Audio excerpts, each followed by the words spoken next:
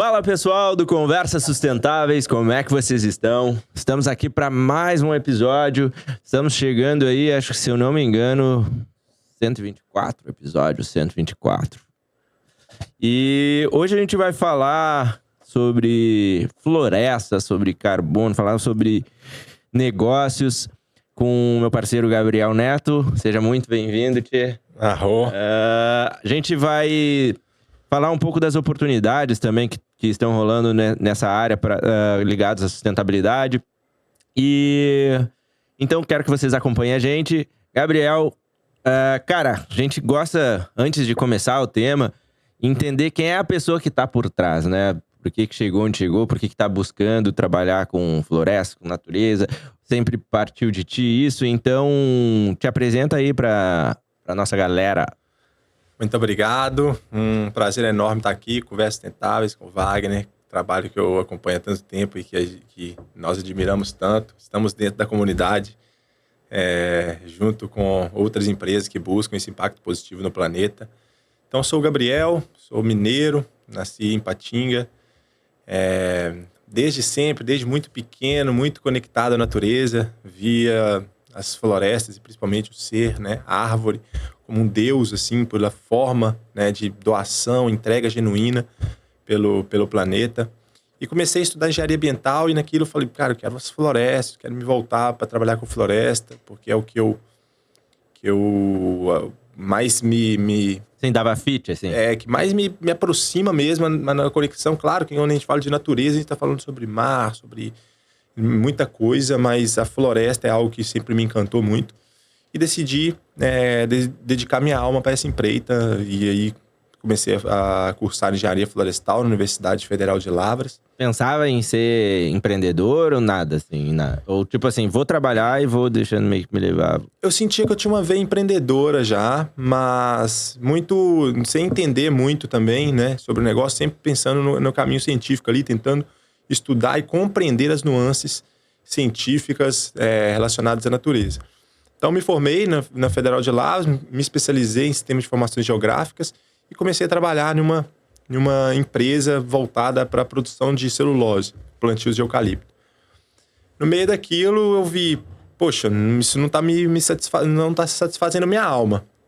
E vários amigos que tinham formado comigo estavam viajando no Brasil, conhecendo... Já tinha esse negócio de satisfazer a alma, assim, de propósito? Ou hoje tu consegue entender que era isso que falava contigo? Sim, eu sempre tive, né, eu tive algo, eu não entendi ainda qual seria meu propósito, para que eu ia dedicar, né, meu tempo em vida, mas eu sempre fui eu ficava inconfortável, não ficava desconfortável com o cenário de poder trabalhar para outra coisa que não fosse, que não me satisfazesse minha alma. Então, sempre pensando muito nessa questão de como eu vou trabalhar e ser feliz ao mesmo tempo, né? Que muita gente trabalha, mas também não encontra essa felicidade no trabalho. E meus amigos ali me formando, que tinham formado comigo, estavam viajando no Brasil, conhecendo sistemas agroflorestais. E aí, na universidade, como a gente vê, né, o modelo de produção na universidade, pouco eu tinha ouvido falar sobre agrofloresta. Em 1, 2 aulas específicas, assim, não tema. E meus amigos sempre mandando mensagem, poxa, encontramos algo, tá muito legal esse trabalho, tá sendo muito prazeroso. E eu queria conhecer mais, então comecei a estudar, comecei a me aprofundar, até que um belo dia eu decidi largar essa empresa e viajar ao Brasil. Então peguei ali o motorhome, fui viajar ao Brasil para conhecer os sistemas agroflorestais. E fui visitando vários locais, vários estados do Brasil, e onde eu conheci aí dezenas de agricultores que cultivavam sistemas regenerativos. E esses agricultores, eu via que o impacto socioambiental era muito alto. Mas o financeiro muitas vezes não fechava, né? E aí eu até trago hoje em dia um lema, né? Que não adianta o negócio ser verde e fechar no vermelho. Eu vi de ti, eu replico isso. Eu acho muito bom, muito bom. Poxa, precisa ser verde financeiramente, porque senão não vai sustentar o impacto socioambiental. E eu olhava aquilo, precisamos desenhar modelos de sistemas agroflorestais que realmente tenham um fluxo de caixa positivo. E eu via que os agricultores eles escolhiam, né, no próprio quintal, mamão, banana, beterraba, abacaxi, mandioca, mas não colocavam isso na ponta da caneta, né, numa planilha para quantificar. E quando você, por exemplo, compra isso, né? E isso é dinheiro, de certa forma. E esses agricultores não tinham esse controle. Então, comecei a fazer um pouco desse planejamento financeiro e decidi me mudar para um sistema agroflorestal e ir trabalhar na prática também. Mas eu via que o mercado de carbono estava ganhando uma atração muito grande. Eu falava, poxa, essa era isso? Isso era 2020, 2019, 2020. Eu falava, cara, essa conta precisa fechar. E talvez esse seja o requisito para fechar a conta aqui. Né? O mercado de carbono ganhando uma atração muito forte. E eu comecei a estudar aquilo. Então, eu comecei a estudar o mercado de carbono e ver, poxa, é um mercado bilionário e todas as metodologias que existiam e existem ainda eram voltadas para grandes produtores, para grandes áreas, para grandes latifundiários. E o pequeno agricultor acabava ficando, né, nas margens, na marginal disso, não tendo acesso a esse recurso. Acabei conversando com os agricultores, coloquei todo mundo no grupo do WhatsApp, marcamos uma conversa e falamos, assim que funciona, tá tendo esse gargalo. Queria construir alguma coisa em conjunto com vocês. E prontamente todos aderiram à ideia, vamos lá, vamos tentar construir algo único aí. E chamei o sócio meu, que hoje é meu amigo de infância, era desenvolvedor, ele trabalhava com marketing, mas ele já estava trabalhando com o universo de desenvolvimento também. E ele decidiu criar uma plataforma. Então, criamos uma plataforma onde foi cadastrando esses agricultores, pegando insights, dados e cadastrando eles. E aí surgiu um primeiro MVP, a primeira POC de tudo.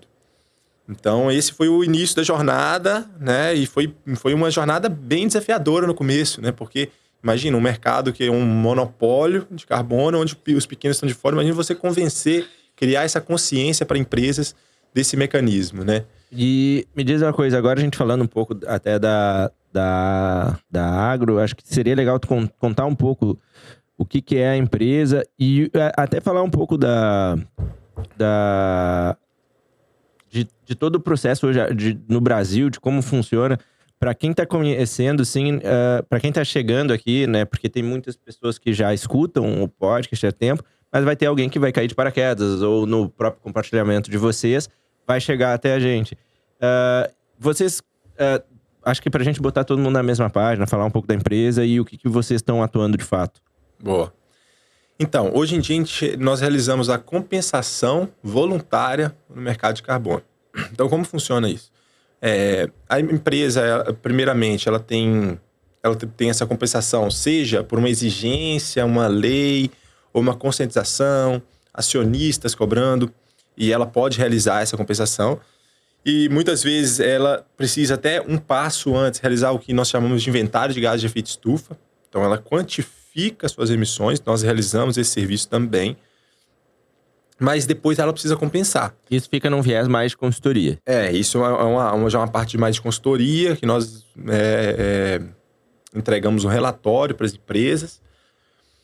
E aí, depois da compensação, o resultado, vamos colocar que deu 80 toneladas de carbono equivalente. Lá nós vamos realizar a compensação disso.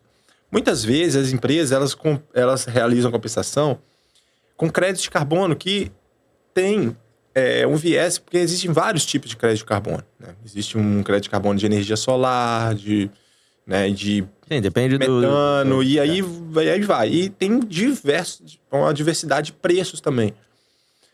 E muitas delas queriam algo que gerasse um impacto maior. Poxa, eu quero trabalhar com plantio de árvores, que a maioria dos créditos de carbono hoje em dia relacionados para a floresta é de um mecanismo que chama REDD+, né, que é a conservação da floresta. E muitos clientes nossos queriam plantar. E para isso nós acabamos fazendo essa compensação voluntária. Como que é? Então, o cliente chega com a demanda, a gente faz o inventário, eu já chego com o inventário, nós realizamos plantio de novas árvores em sistemas agroflorestais de pequenos agricultores. Então, sistemas regenerativos onde você concilia árvores, espécies arbóreas e espécies agrícolas. Acho que até para a gente colocar todo mundo na mesma página é legal nós falarmos um pouco de sistemas agroflorestais, que é a ferramenta que tem o maior poder de mudança planetária nesse momento, porque a agricultura, ao longo de 50 anos, ela vem tirando a floresta para plantar comida. Né? Então você vai afastando a floresta para colocar espécies agrícolas em modelos monoculturais.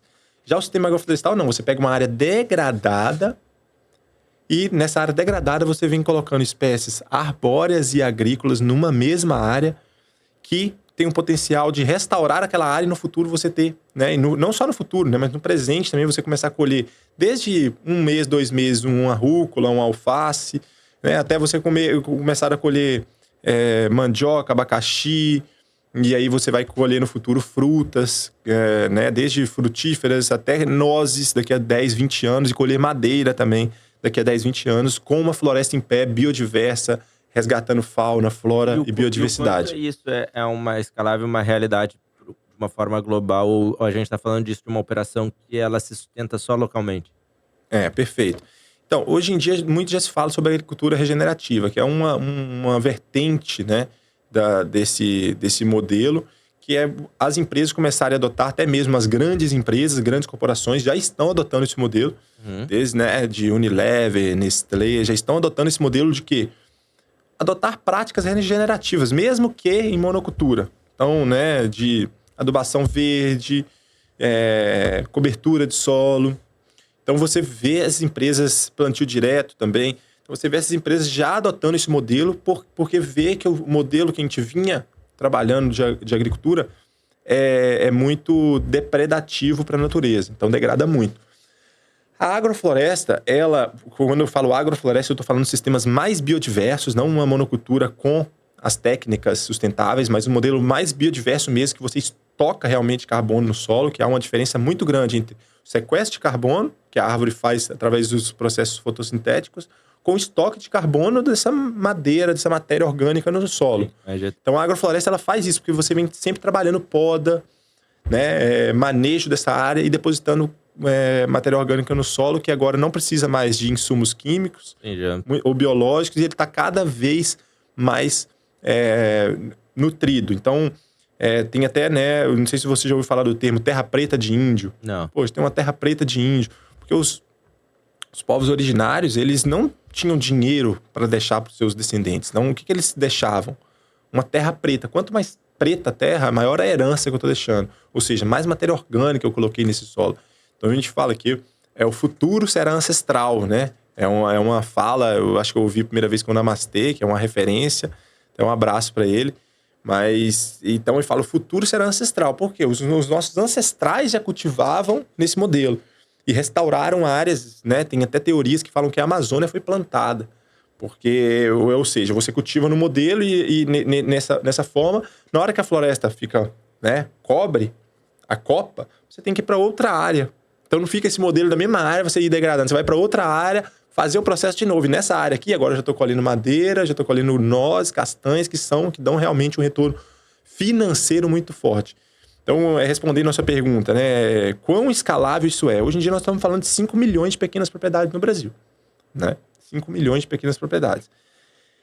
De um lado. E de outro, uma crescente demanda no mercado de carbono, desde conscientização até exigências, leis que precisam compensar. Já os agricultores, como que nós vamos... o sistema agroflorestal ele funciona muito bem para a soberania alimentar. Sim, eu conheço muitos agricultores que vão no supermercado só para comprar sal. E uma vez a cada 6 meses. E o resto tudo eles têm no quintal. Isso é uma grande riqueza. E nós temos o poder de fazer isso em milhares, milhões de pequenas propriedades no Brasil. Essa questão, por exemplo, dos 5 milhões de áreas que tu tem ali pro pequeno agricultor. Ele hoje monetiza ela ou esse modelo vai trazer uma monetização maior do que ele tem hoje? Como é que funciona? Eu tô esperando uma coisa que eu sou leigo, então eu quero entender. Porque ele tem essa área lá, tá parada. Mas, de alguma forma, ele já monetiza ela ou é uma área que está ociosa e esse modelo vai trazer uma renda também para ele? Tá. Tem duas coisas. Primeira coisa, 5 milhões de pequenos proprietários no Brasil, né?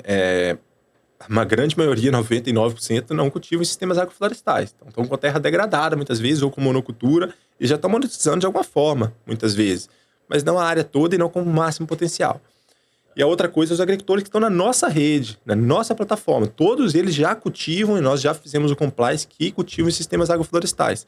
E eles vêm monetizando. E aí, como eu falei, a agrofloresta, além dos impactos sociais de soberania alimentar, de né, melhor qualidade de vida. Imagina você trabalhar no sol latente, agora você trabalha num ambiente sombreado, né, com árvore, enquanto você colhe o milho, né, você tem diversos alimentos extremamente nutritivos, porque um solo doente é planta doente é ser humano doente.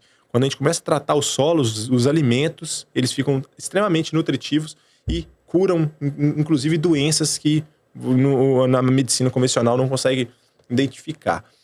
Então, a gente garante soberania alimentar, melhora na qualidade de vida, saúde, fontes de renda alternativa. Agora, ele não colhe só milho uma vez no ano. Ele colhe 8, 9, 10 espécies, né? Então, ele colhe uma em um mês, outra no outro, porque há um ano ele já vai estar colhendo frutas, daqui a 5 anos um cacau que tem super valor agregado. Então, você consegue garantir, vamos dizer assim, alternativa na fonte de renda. Mas nem tudo são flores. Mas por que todo mundo faz isso? Porque há dificuldades, né? Então, manejo, você tem que ter um conhecimento prévio. Segunda coisa, um planejamento. Saber que, olha, nos 3 primeiros anos é o vale da morte. Sabe? Os 3 primeiros anos você vai gastar muito dinheiro, vai ter pouco retorno, né? Depois do 5º ano você vai ter um retorno maior, você vai começar a colher frutas. Outra coisa, você quer focar em...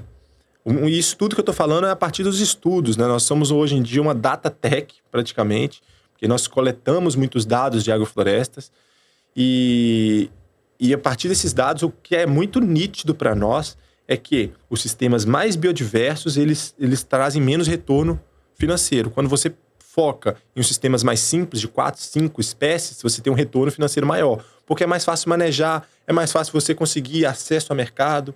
Então, todos esses detalhes, nuances, a gente passa também para o agricultor, né? Detalhes técnicos, além dos financeiros e tecnológicos, que a gente vem complementando eles. Então, há esses desafios. Não podemos falar, não, porque senão eu ia falar para todo mundo fazer agrofloresta. Não, exato. Todo mundo chegar, não, que coisa maravilhosa, vou fazer só isso da minha vida agora. Exato. Tem que ter um estudo, tem que ter um conhecimento muito, muito forte. E o investimento em si. O investimento financeiro inicial. E às vezes o pessoal, como tu disse, ele vai ficar 3 anos para que as coisas tu veja, de repente, né, que é esse vale da morte. E às vezes no que ele já tem um retorno já mais de imediato, ou já tem um processo que ele já ganha dinheiro, e ele vai botar assim, pô, será que vale a pena eu mudar e ter um risco?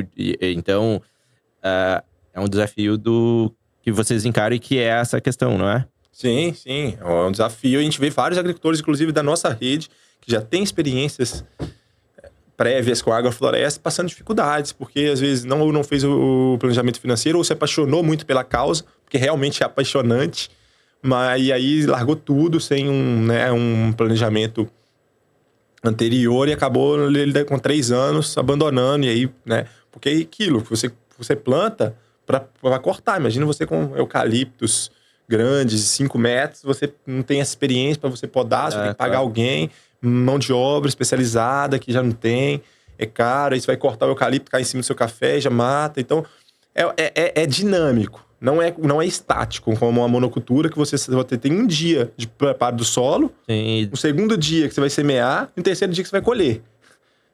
Não, é todo dia. O sistema agroflorestal tem que ter uma presença, né, uma observação da natureza. Como que as plantas estão se comportando? Por que esse eucalipto aqui ele está sendo comido por formiga e esse aqui não? Né? Por que essa planta está sendo comida e essa aqui tá super saudável? Sabe? E tudo tem uma resposta. A formiga são os verdadeiros, né, heróis da agrofloresta, são os verdadeiros heróis da natureza, no final das contas. E muitas vezes, né, nos sistemas monoculturais, você vai matar a formiga. Pô, estou matando a minha plantação inteira. Poxa, a formiga ela vai ensinar para você que aquela planta ela não está saudável. A formiga nunca está com uma planta saudável. Aquele solo não está saudável. Que aquela planta não está no extrato, ou seja, na altura ideal dela, está sombreada e ela não tolera a sombra. Aí muitas vezes ela vai podar até a outra aqui que está dando sombra nela para deixar essa aqui entrar sol. Então eles são professores ali do sistema agroflorestal e a observação é muito importante. Você está observando esse sistema. E aí, voltando um passo atrás, você falou como que a gente trabalha, né? O que a gente faz? Então, a gente faz a compensação de empresas que querem um real impacto socioambiental, empresas que querem impactar positivamente o mundo de verdade, com esses pequenos agricultores. Então, é um marketplace, basicamente, no qual as empresas chegam, uma empresa de Porto Alegre, eu quero realizar a compensação. E aí, nós conectamos elas com pequenos agricultores, de preferência próximos a ela, para ela poder visitar, conhecer o impacto mais de perto, né? Mas quando não é possível, também conectamos com outras regiões, Amazônia, Cerrado, Mata Atlântica, Caatinga. Temos agricultores já cadastrados em todos os estados do Brasil. E o mais legal é que a gente viu esse gargalo, então, ou seja, o mercado de carbono muitas vezes não gera um impacto socioambiental. Então vamos resolver esse problema. Beleza, conectamos. E depois a gente começou a ver transparência. Precisamos ser mais transparentes, porque se você for compensar nessas grandes empresas, corporações, você não sabe onde que está sendo colocando dinheiro. Você vai dar para os encargos de consciência, mas por outro lado, sua consciência, onde que está sendo destinado esse dinheiro? Precisa às vezes reportar. Isso, tudo. E aí nós desenvolvemos uma plataforma que você vai chegar lá e vai realizar sua compensação, você vai ter acesso a nível de árvore. Então você clica lá onde foram plantadas suas árvores, você tem acesso ao agricultor, o dia que ele plantou as árvores, a área dele, a cidade, o estado, as espécies, abacate, a banana, o açaí. E você consegue conectar essas duas pontes de maneira super escalável. Aí, como desafio de todo marketplace, é sustentar a balança, né? Pô, tá tendo muito cliente, tendo pouco agricultor, agora tá tendo muito agricultor para plantar e pouco cliente. Então, a gente trabalha também nesse equilíbrio entre as duas pontes para conseguir estar sempre suprindo a demanda. Mas o foco do nosso trabalho é o quê? Compensação de carbono em sistemas agroflorestais de pequenos agricultores. Pequenos, quando a gente fala, porque é um termo que a gente traz muito, que é a justiça climática. As pessoas que mais sofrem com o aquecimento global e com as mudanças de temperatura da terra agressivas, mudanças agressivas, são os pequenos agricultores. Porque agora eles não têm... A única fonte de renda deles, eles não têm mais. Né? Eles estão vivendo do campo e agora estão sofrendo com isso e aí eles vão ter que sair, porque não conseguem nem plantar mais seu alface no campo. Então, o agricultor é de longe a classe assim, que mais sofre o impacto das mudanças climáticas e, além disso, ele toma muito risco. Porque se choveu muito, ele perde tudo. Se choveu nada, ele perde tudo. Se perdeu no supermercado, ele perde tudo. Então, a gente tem que tirar o risco desse agricultor, financiando de outras formas e conectando também. Outra coisa que a gente faz é conectando empresas para comprar produtos deles, beneficiar o produto deles para ter mais acesso ao mercado. Então, a gente vem construindo isso junto com os pequenos agricultores em todo o Brasil. Está sendo um trabalho magnífico de toda a equipe, principalmente dos agricultores que vêm nos apoiando nessa jornada incrível aí ao longo de 2 anos. Como é que é hoje?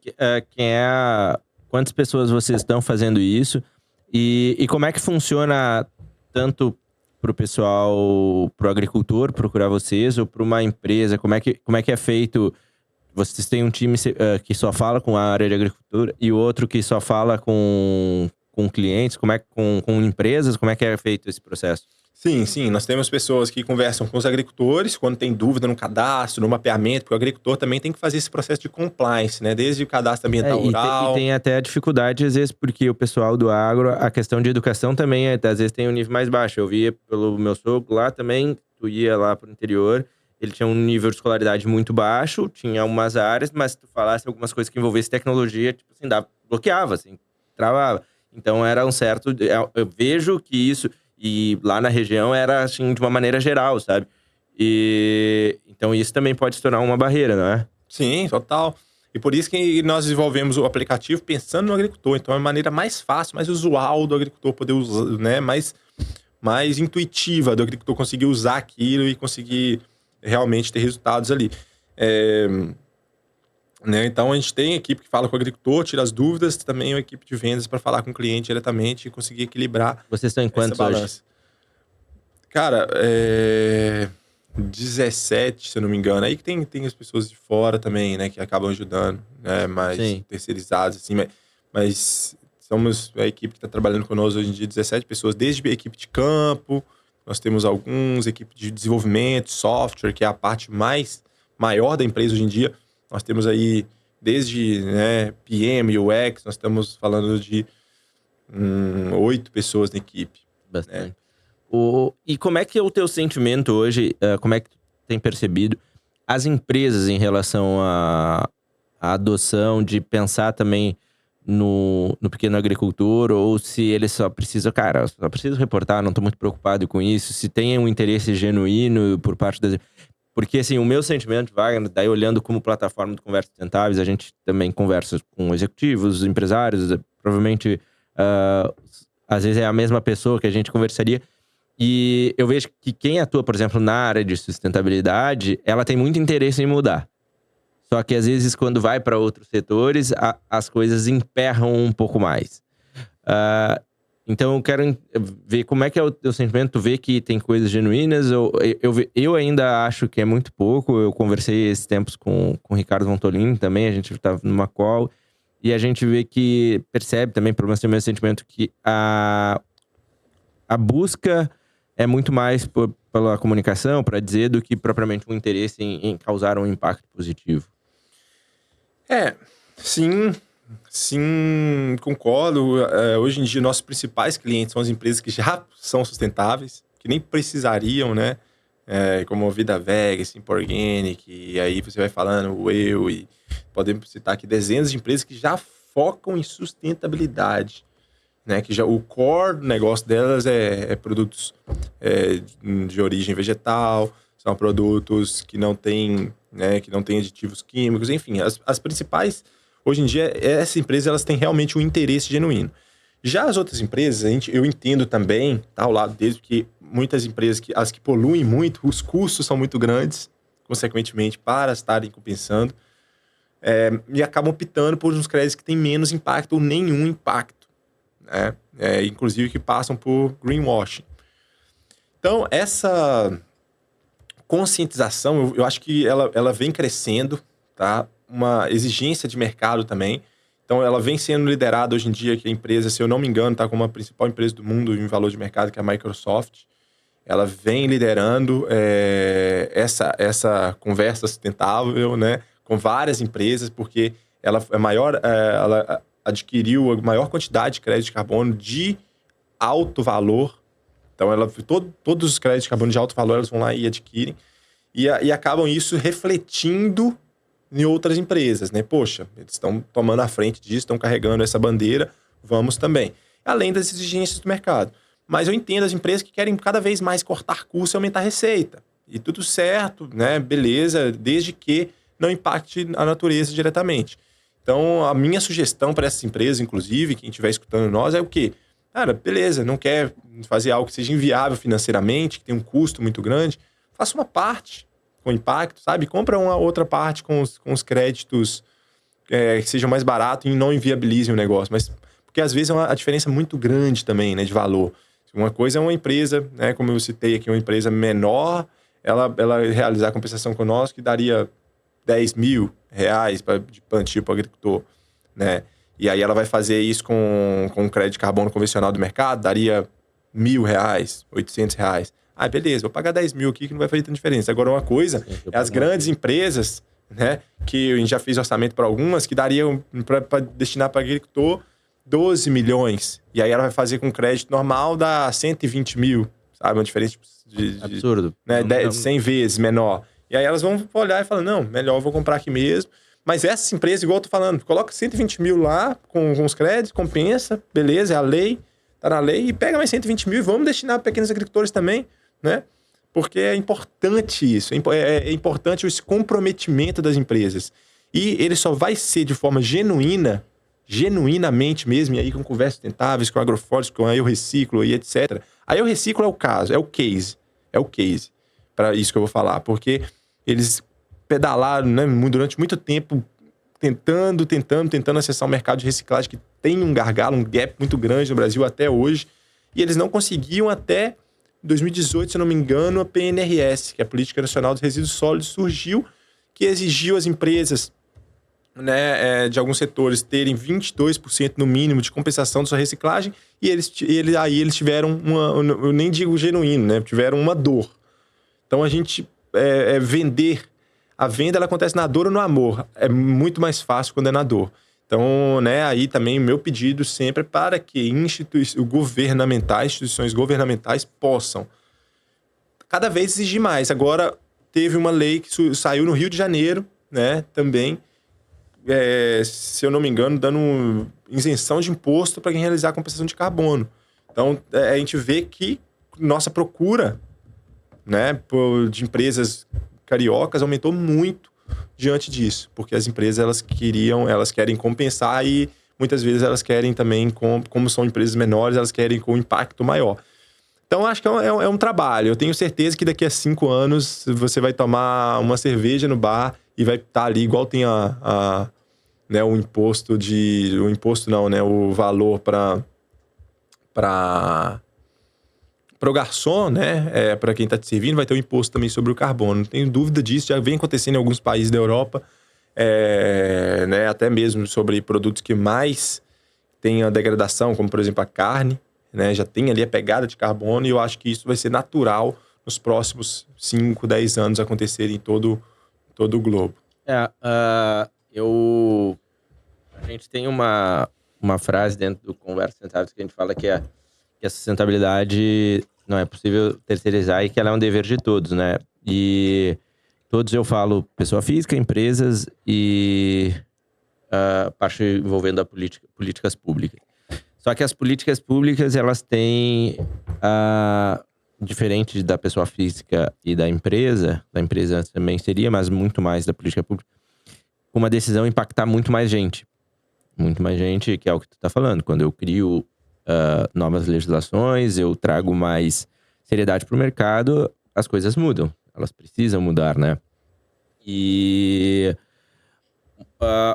o que eu basicamente vejo, assim, eu saí do setor de energia e a gente começou a olhar mais para a área de educação, de alguns pontos, porque eu lembro que dentro do setor eu acabava conversando com alguns fundos internacionais, Oriente, Europa, Estados Unidos, com muito interesse no Brasil, e voltavam com o mesmo capital porque as empresas não tinham ou conhecimento técnico ou maturidade para lidar com as pautas, né, de sustentabilidade. E aí eu vejo assim, mas tá aumentando investimento em empresas ligadas à sustentabilidade, ESG. Só que, no meu ponto, eu sempre ficava pensando assim, cara, beleza, isso é do caramba, né? Porque mostra que o mercado tá olhando, tá começando a criar um pouco mais de consciência. Mas a falta de maturidade, de educação, que as pessoas... não adianta eu contratar um software lá pra empresa se os caras não dão valor pro que estão fazendo. E por isso que eu preferi dar um passo atrás e falar, cara, a gente precisa educar essa galera, entender que existe o que tá acontecendo e que tem um mercado, uma grande... Porque se a gente for trazer isso numa pauta empresarial, como eu disse, na área de sustentabilidade, eu vou dar um case real aí de uma empresa de capital aberta, não vou falar quem, nada, mas assim, o pessoal falou, cara, a gente quer participar, queremos fazer uma série de coisas e... Só que chega na hora com o CEO, cara, morre. Porque é alguém que não dá bola para aquilo dali. Sim. E chega na hora da comunicação, tem que dizer que a gente tá fazendo alguma coisa. Mas só que quando a gente traz iniciativa, queremos investir em processos e sem autonomia de dizer, daí tu tá falando tipo de um C-Level, de uma empresa de capital aberto, que eles não têm autonomia para decidir certas coisas. Então é só para dizer que a gente tem um cargo aberto sobre essa situação. Então, eu Wagner, eu sou muito... eu olho muito para as empresas, né? Eu venho... pra mim é justamente... Eu concordo muito com a tua frase. Não adianta o negócio ser verde e fechar no vermelho. Pra mim isso faz muito sentido. Só que eu vejo que as empresas, elas têm que entender que o mercado também tá mudando, né? Que o perfil, e que elas, obviamente, não podem priorizar algo que vai prejudicar o seu core, né? Eu já tive podcast gravando sobre assuntos que empresas acham que ESG levam a ter menos resultados positivos. E foi um assunto bem denso até, inclusive, sobre isso. E agora, um dos pontos é a gente entender como é que a gente consegue transformar esses processos mais viáveis para que essas empresas compensem. Mas o nível, quando a gente traz um nível de educação para que elas possam trabalhar isso, e junto com a Trashin, até vou falar, são grandes parceiros, é justamente isso que eles também estão buscando. Eles falam, cara, a gente precisa também educar a galera que tá lá. E tem uma própria pesquisa da Unilever, que eles falam que que é um mercado até de $1 trilhão de educação sustentável que as empresas vão ter que fazer, seja para consumidores, para fornecedores, para parceiros. E isso que a gente tem feito com a Trashin, que é justamente, tem que educar o mercado. A gente precisa trabalhar isso até para depois, no caso deles, entrar mais fácil com um produto, porque Wagner, sou muito otimista em relação ao futuro, a essa questão do meio ambiente, do planeta de uma maneira geral. Muito porque a consciência das pessoas que estão agora entrando em cargo de liderança já é um pouco diferente, já tem um pouco mais de clareza do que não tinha antes. Por isso que eu não tento ir contra as empresas, porque a gente tá pegando gerações diferentes, com valores diferentes, com situações que a maioria das pessoas não faziam. Eu digo, cara, tu olhava pra pauta de sustentabilidade há 10 anos atrás, na hora de comprar um produto. As pessoas, nunca fazia isso. E se tu pegar mais tempo, então, 20, 30 anos, a grande maioria das pessoas nem sabiam o que era. E quando a gente fala no Brasil, que o nível de educação, de uma maneira geral, é baixo, ninguém dava bola. Então agora tá acontecendo. E a exigência que algumas coisas mudem do dia pra noite vai ser um pouco difícil, não vai acontecer, porque é cultural, e a parte de cultura é onde mais demanda tempo. E eu dei toda essa volta pra falar justamente sobre trazer esse ponto. Hoje, como é que vocês pensam em trabalhar o nível de conscientização com os parceiros, ou com futuros clientes de vocês,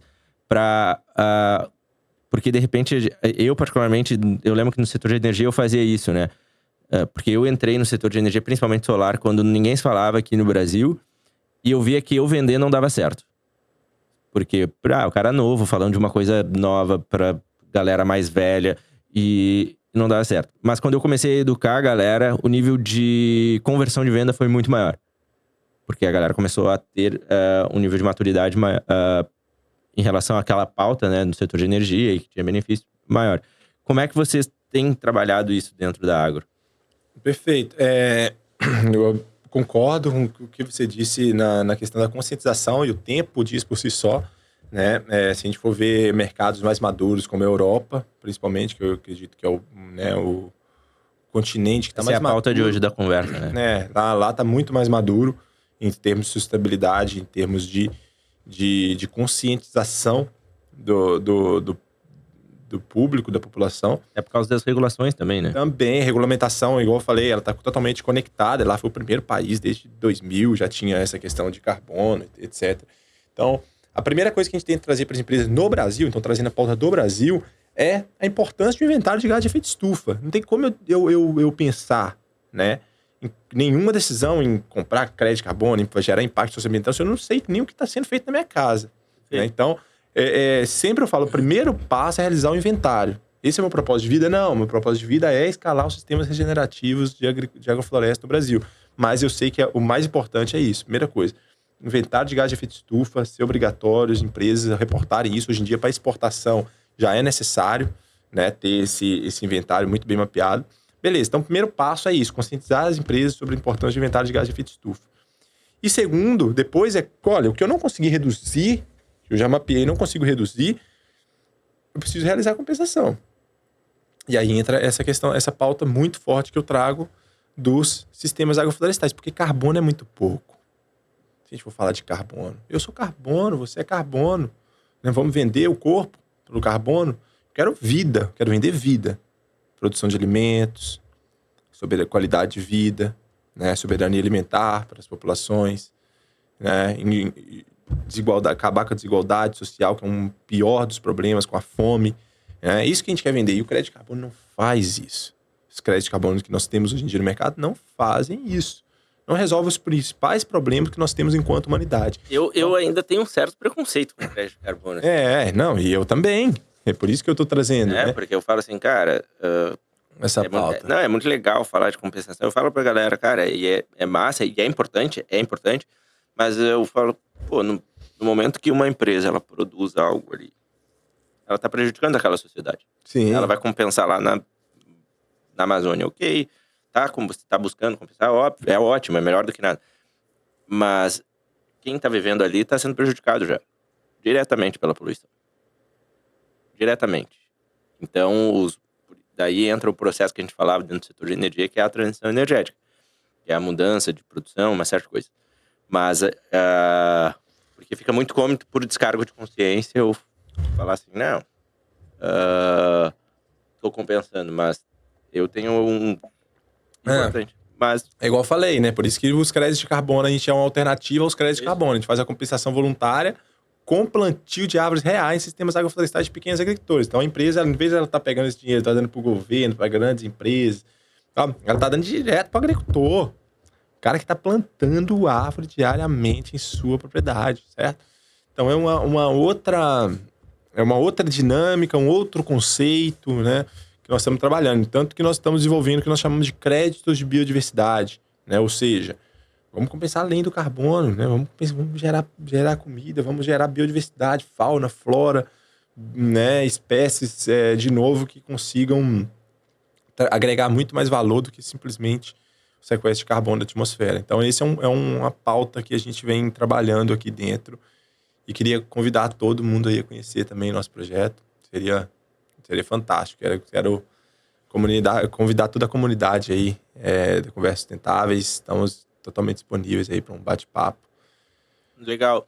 Pessoal, a gente está se encaminhando para o final, mas antes eu tenho que falar aí de 2 patrocinadores. Primeiro, a Elísia, que é um grande parceiro nosso de trabalho. Foram os pioneiros aqui no Rio Grande do Sul na parte de energia solar e atendem aí as principais empresas também com grandes projetos. Estão entrando na área de autoprodução de energia. E então vale bater um papo ali com o Lucas. Quem quiser conversar sobre a parte de energia solar, reduzir o seu custo, está comprando carro elétrico agora, que já está ficando mais acessível. Então é contato@elisia.com.br. E por final também da Trashin, que eu já falei deles, mas são grandes parceiros. Provavelmente quem já acompanha o Conversa Sustentável sabe que a gente está basicamente em todos os rolês juntos aí. E quem quer olhar para a gestão de resíduos, uma empresa que atende já a nível Brasil, marcas como L'Occitane, Nike, Alpargatas, iFood, bate um papo lá com eles, tem um nível de transparência muito grande. Procura também o Rafa, o Serginho, contato@trashin.com.br, e tanto na Elísia quanto na Trashin podem pedir desconto, que os guris vão dar um desconto lá e vão dar uma comissão pro Vavazinho aqui. Boa. E também, já aproveitando aqui os últimos minutos, convidar o pessoal a conhecer também. Nós temos uma rodada de investimentos, né, agora. Então, eu queria convidar, né, agora abrimos uma rodada na plataforma da Arara Seed, que é um crowdfunding voltado para o agrofood, né, sustentável.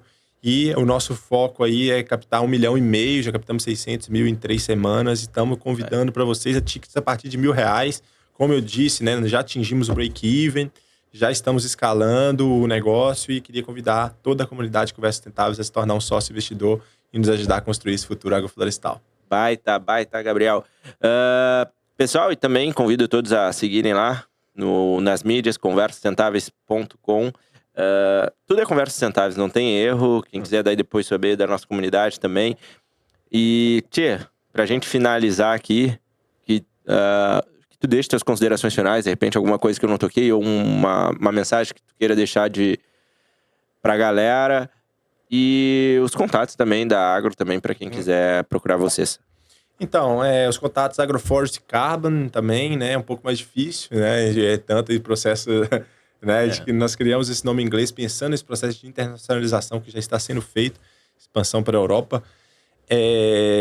E as considerações finais, eu acredito muito como você falou, sou muito otimista com o futuro da humanidade, mas para isso é importante cada um poder fazer, como eu disse, né, uma rodada de investimento. Nós abrimos uma rodada pública para que pessoas pudessem entrar, pessoas físicas, nossos agricultores queriam entrar, nossos clientes, a comunidade toda queria entrar, e é cheque muito pequeno a partir de R$1.000, abrimos para poder abarcar essas pessoas. E eu falo para todo mundo, né? Olha, se puder, né? Coloca R$1.000, se puder, coloca 2.000, se puder 10.000. Se não puder, divulga para um amigo. Se não puder, cara, acende uma vela, que nós vamos precisar de muita energia positiva para regenerar o planeta, né? E colocar muita energia juntos. Então, eu queria, mais uma vez aqui, convidar todos a estarem acompanhando o Wagner Conversas Sustentáveis, a estar acompanhando nosso trabalho, porque precisamos de corações regenerantes nessa missão tão nobre que é restaurar o nosso querido planeta Terra. Arro. Então tá, valeu, pessoal. Valeu. O que precisarem aí é nóis e nos vemos na próxima semana. Até mais.